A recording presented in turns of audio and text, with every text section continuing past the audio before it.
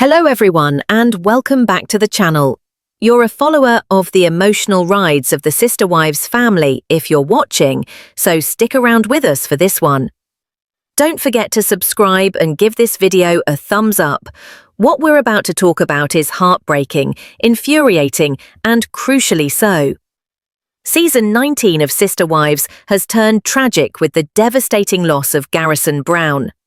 His mom, Janelle, has tried to come to terms with this unimaginable loss.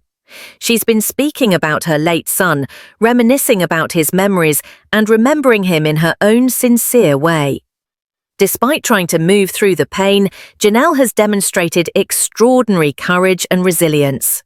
But not all participants have dealt with this tragedy with the same dignity. Most fans are annoyed with TLC for being insensitive at such a fragile moment. They feel the producers were in serious error in the way they filmed Janelle and the grieving process of the family. Though sad, the rest of the Sister Wives have been relying on one another, seeking healing and strength in each other. The tension, however, is running high, particularly between Cody and Robin Brown. Cody and Robin's antics have stunned fans yet again. Following the death of Garrison, Cody made what most perceived as a lackluster, emotional apology. But his move soon raised eyebrows. He flew to Wyoming, allegedly to pay his respects to his dead son, but far from grieving, he made the journey a family affair. He was spotted with Robin and their children at a Wild West show, having ice cream and having the time of their lives, as if it was a holiday. People could not get over it. People wondered how a father could make a joke out of his son's funeral. The backlash did not end there. In a poignant moment, when Janelle was speaking in a confessional about losing her son, she was interrupted by a producer asking an inconsiderate question. "I didn't know him much. Can you tell me some stories about him?" The remark sounded insensitive and intrusive. Viewers felt it contributed to the emotional load of Janelle, having to remember painful experiences all over again. A number of viewers reported seeing that even friends and relatives at the funeral seemed uncomfortable to be on camera. They condemned the network for being uncaring during one of the family's weakest moments. Conversely, Christine's partner David was commended by the fans for his supportive and gentle actions. There was one moment that caught attention where David comforted Christine gently and inquired about her best memories. Fans appreciated how he displayed compassion genuinely, particularly since he had lost his spouse to suicide as well. It was a breath of fresh air and a rare instance of empathy in a season otherwise dominated by emotional miscues. At the same time, more intimate realities keep emerging from within the Brown family. In a recent interview with Teen Vogue, Gwendolyn Brown spoke candidly about the divorce of her parents. She feels the breakup of Cody and Christine was inevitable, even without the reality show glare. The polygamous marriages of Cody had begun to fail even years before the reality show glare. Following the marriage to Robin in 2010, the family dynamic took a drastic turn. Christine would frequently complain that she felt unheard and irrelevant in the relationship. She referred to herself as a basement wife, a name that says a lot about how alone she felt. In 2021, she took the courage of leaving. She's been happier and freer since then. Healing wasn't so easy for everyone, though. Gwendolyn has spoken quite openly about her tumultuous relationship with her dad. According to her, Cody consistently favored his younger siblings, particularly those he has with Robin, over his older siblings. She's expressed that she won't forgive him for the way he treated them and their siblings. Even when Garrison died, she doesn't think that his recent efforts to mend fences were sincere. To her, too little, too late. Nevertheless, questions do linger regarding the extent to which the show contributed to the family's disintegration. Whereas most fans hold reality TV responsible for the breakdown of Cody and Christine's marriage, Gwendolyn has a different view. She laments the divorce was inevitable regardless. Her mother merely made the initial step towards peace and bliss, and the cameras were simply rolling when she did so. The Sister Wives saga is more than meets the eye. It's an actual difficult journey of love, loss, and moving on, and it's hardly over yet. Gwendolyn Brown has never had a comfortable or close relationship with her father, Cody. She has frequently accused him of double standards and emotional unavailability. Now living alone with her wife, Gwen has begun to think back on her childhood with greater clarity. She confessed in an interview recently that although reality TV had impacted their lives in many ways, their parents' divorce was not its doing. Her parents' marriage between Cody and Christine was already a failed one from the start, she said. She even admitted that, as a kid, she secretly hoped her parents would break up. The home never seemed like a healthy and cheerful place to her. It was stressful and dysfunctional from the beginning. Christine arrived at the same conclusion too. She said that their marriage simply was no longer working. Cody was not acting as a husband or a father. He ceased acting as a priority for their children and demonstrated very little interest in family issues. Intimacy had waned between them, and Christine yearned to go back to Utah and rebuild a life where she and her children would feel heard and appreciated. One of the turning points for Christine was when their daughter Isabel required scoliosis surgery, and Cody was conspicuously absent. His failure to support her wounded her deeply, affirming what she had already suspected: he was no longer an available father or partner. With her mind no longer in polygamy, Christine took the courageous decision to leave. She subsequently met David Woolley via a dating website, and the connection was immediate.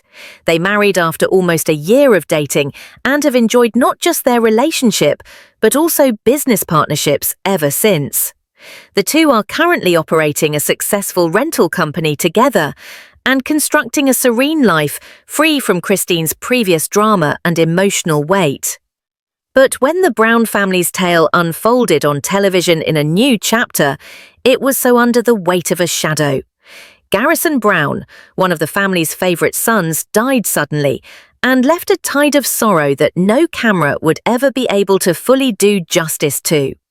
His mother, Janelle, has been the pillar of strength within the family for years, but in this instant of catastrophic loss, she is confronted with a tragedy so severe that even her inner strength is tried. Rather than withdrawing from the world, however, she has decided to celebrate her son in profoundly individualized ways. Through quiet contemplations and private memorials, her sorrow has become an intense memorial, not only to Garrison's life, but to the unshakable devotion of a mother who is learning to cope with the unimaginable. But even in the middle of such a vulnerable and sensitive moment, anger started to build among dedicated followers of the program, not against Janelle herself, but against the network itself. The audience was outraged at how the program approached such a heartbreaking moment. What was supposed to be a solemn and holy experience grew to feel too exploitative. While Janelle cried and discussed the aspirations, largesse, and hardships of her deceased son, most found the presence of the cameras obtrusive and emotionally insensitive. One moment was especially widely panned. In a tearful confession, a producer asked Janelle to talk about lighter moments with her son. The request seemed to many viewers both ill-timed and tastelessly insensitive. It was as if the seriousness of the moment had been completely lost. Viewers felt that a sacred moment had been entered without reverence, not out of concern, but in pursuit of content. Adding insult to injury was the action of two other prominent family members, Cody and Robin. They went to the site of Garrison's grave, but in actions that left many thinking they were horrible examples of emotional insensitivity, they were seen taking in the local attractions, laughing, dining out, and viewing tourist entertainment. Those scenes played simultaneously with Janelle's grief, and the dissonant juxtaposition was incredibly disturbing to many fans. Fans were left questioning how a father could be so buoyant and joyful in proximity to his son's funeral.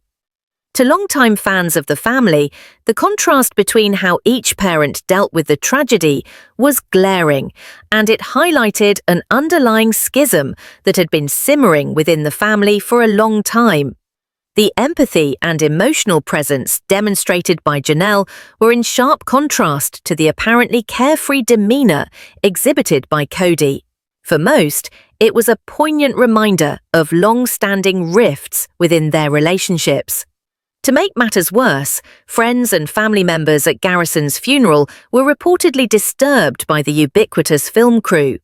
In a moment when they needed privacy, warmth, and silent support, the continuous filming felt invasive. It stripped many moments of their intimacy, transforming raw grief into broadcast footage. As the season progresses, the heavy question in the air is, how much to reveal, and at what expense? The strain of performing in front of the omnipresent camera loomed like a spectre over each second. That incursion fueled an even greater discussion, one that swept quickly through fan culture and social media outlets. At its center was a developing unease regarding reality TV ethics, especially when reality TV interfaces with genuine tragedy. Audiences started to compare how various members of the sprawling family dealt with mourning, and one unlikely figure rose to the forefront. A newcomer to the family, understanding, unobtrusive, and intensely empathetic, was lauded for his gentle handling of another bereaved mother. Rather than pressing for anecdotes or quotables, he inquired about memories with real kindness and respect. His empathy wasn't acted, it was grounded in lived experience. Having navigated his own mourning after losing a loved one, his comfort drew from a place of lived suffering, not performance. He knew when to inquire and, most importantly, when to just listen. His presence became a rare refuge of calm in a dynamic assailed by despair and bewilderment. As more episodes aired, fans found themselves torn. They've always admired the family's openness, their willingness to share moments of triumph, heartbreak, and now profound loss. But this particular tragedy raised uncomfortable questions. When does storytelling become exploitation? Should every tear, every tremble be turned into television? Under it all, Janelle, the grieving mother, has been a rock of reserved strength. She persists in referring to her deceased son not as a personality on a television show, but as a multidimensional, vibrant human being whose loss has left an irreparable void within her own heart. She has offered up stories of his laughter, his pranks, the little pleasures he brought into her life. In doing so, she has made him human beyond the news headlines. In those narratives, narrated not for ratings but from a mother's grieving heart, audiences caught a glimpse of a child beloved and now passionately missed. One thing has been horribly obvious: there is no script for grief. It's raw, it's messy, and it's intensely personal. For Janelle, the road ahead will be long and uncertain, and uphill. Though she is embedded in a community of people, the missing beside her is a constant presence. This chapter in the family's history has not only provoked emotion, it's fueled a demand for change. Audiences are now asking for a change in the way such pain is presented. They're asking for dignity, not melodrama. For truth to be spoken with compassion, not manipulated for shock value. Whether those requests will redefine the way such stories are presented is yet to be seen. But one thing is sure: healing is a process and respect cannot be negotiable. The Brown family may continue to share their lives with the world, but not every story needs to be broadcast, especially those written in sorrow. Some moments deserve quiet, others demand reverence, and the audience, now more observant and thoughtful than ever, is no longer just watching for conflict. They're watching for compassion, for truth, and for healing. In a moment of sheer candor, one daughter tore away at the narrative many of the show's fans had long embraced.